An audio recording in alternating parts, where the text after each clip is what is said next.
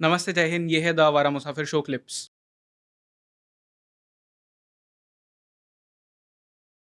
जोधा भाई एक fictional character थी। नो वन लाइक जोधा भाई ever existed. There is no historical record of Ajoda Bhai.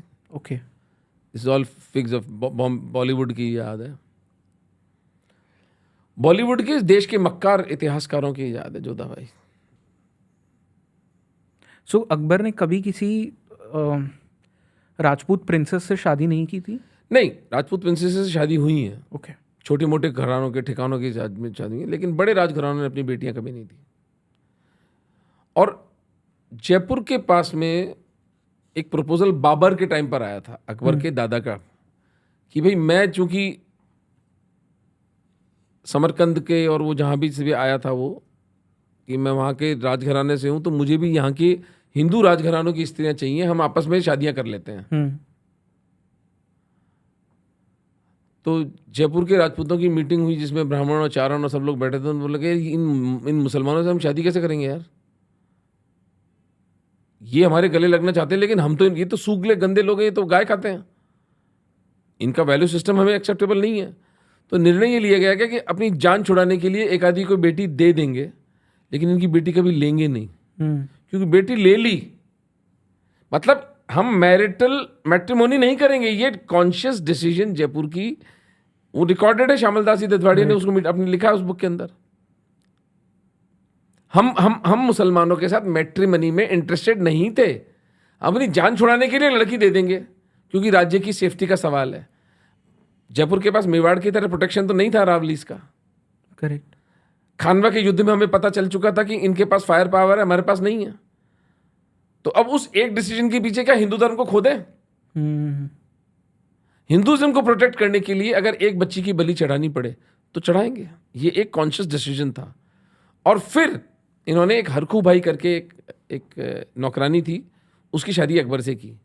She was not a royal line. इसका प्रमाण मिलता है, पांचवें गुरु रामदास जी जो थे सिखों के, उनका एक स्टेटमेंट रिकॉर्डेड है कि चलो राजपूतों को भी राजनीति करना आ गई। करेक्ट। वो ऐसी बात क्यों बोलते हो? जब उनको ये हरखू भाई वाला मैसेज दिया गया कि इस तरह से एक दासी के साथ शादी करके अकबर से पिंड छुड़ा लिया गया है, तो कहते चलो, ये हर बात का फैसला तलवार से करते थे, राजपूतों को भी राजनीति करना आ गई। They also have learn politics. But sir film में बताया जाता है कि जब जोधा भाई की अकबर के साथ में शादी होती है, देन वो जन्माष्टमी सेलिब्रेट कर रहा है। सच में हुआ था ऐसा? प्रपंच है ना, नाम उसका मरियमुल जमानी। पहले उसकी जोधा भाई तो थी नहीं ना, हरखू भाई थी, वो नौकरानी थी। उसको पहले मुसलमान बनाया गया। अच्छा। हाँ, उसकी कब्र है भाई आगरा में, आज भी चले जाओ ना आप। अगर वो जन्माष्टमी मना रही थी तो उसकी कब्र क्यों बनी है? पागल लोग हैं, हमें भी पागल समझते हैं, खुद पागल है, हमें पागल समझते हैं। वो मुगले आजम की जो मूवी, उसमें वो पृथ्वीराज कपूर को बिठा दिया, मूर्ख हिंदू जाकर के पॉपकॉर्न चबाते वो पिक्चर देख रहे हैं। तुम अपनी मौत को खुद फंड कर रहे हो। मोहे पनघट पे नंदलाल छेड़ गयो रे, मोरी पतली कलैया मरोड़ गयो रे। सर्कस सर्कस दिखाते रहो इन हिंदुओं को, इनमें चूड़ी आंखें करके बैठे रहेंगे ये। नो बट क्योंकि जो आपका मठाधीश है, जो आपका धर्माचार्य है, जो आपकी जो डेड इंटेलिजेंसिया है, जो आपकी लीडरशिप है, वो बाप की तरह होता है, वो समाज को एजुकेट करता है। आप अपने बच्चे को सांप के साथ खेलने देते हो क्या? आप अपने बच्चे को नेकेड इलेक्ट्रिकल वायर के साथ खेलने देते हो क्या? आप समझ, उसको फोर्सफुली रोकना पड़े रोकते हो ना। जिस आदमी ने 40,000 हिंदुओं की 25 फरवरी 1568 के दिन हत्या की, एक सिंगल दिन, एक दिन में, और ये कोई हिंदू इतिहासकार हेटमोंगर उमेंद्र रत्नू का नहीं इतिहास, अबुल फजल, निजामुद्दीन बख्शी, अल बदायूनी, तीनों का रिकॉर्ड है, डॉक्यूमेंटेड। उसको इस देश के अंदर अकबर महान करके पढ़ाया जाता है, उसके ऊपर मूवीज, थिएटर जला देने चाहिए। वो थिएटर्स में आग लग जा देनी चाहिए जहां पर जब इस मलेच्छ अकबर पर पिक्चर दिखाई जाए। लेकिन एक मरा हुआ समाज है। करेक्ट। मरा हुआ समाज, द वॉकिंग डेड। आप अगर हम हिंदू पुनर्जन्म में विश्वास रखते हैं, अगर हम हिंदू ये मानते हैं कि एक स्वर्ग और नरक की अवधारणा है, अगर हम हिंदू ये मानते हैं कि प्रताप कहीं पर स्वर्ग में विराजमान है, तो वो क्या बड़े हमें आशीर्वाद दे रहे होंगे वहाँ से?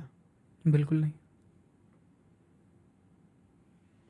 जिस व्यक्ति ने प्रताप के जीवन को नर्क बनाकर रखा, उनके 500 से अधिक संबंधियों को एक दिन के अंदर 25 फरवरी के दिन मार डाला, प्रताप को भगोड़ा, अकबर को महान। हमारे जो दुर्दशा हो रही है बिल्कुल सही हो रही है। We deserve nothing else, we deserve this because we do not even have the clarity. हमारे अंदर इतना साहस ही नहीं है कि हम अपने पूर्वजों को ओन कर सकें। राइट। लिहाज में किसी को बुरा ना लग जाए, किसी को बुरा लग जाए, सत्य किसी को बुरा लगे तो लगे। सत्यमेव जयते नानृतम तदा किम विवादेन, वो प्रिंसिपल जिन हमारे पूर्वजों के लिए था, आज तो सत्यवत्य कुछ है नहीं। It's a hoax. Right sir, I feel जब मैंने आपकी किताब पढ़ी, मुझे एक चीज़ जो समझ में आई, this was never a geography के ऊपर तो ये लड़ाई कभी नहीं थी। This was all about a civilisational war.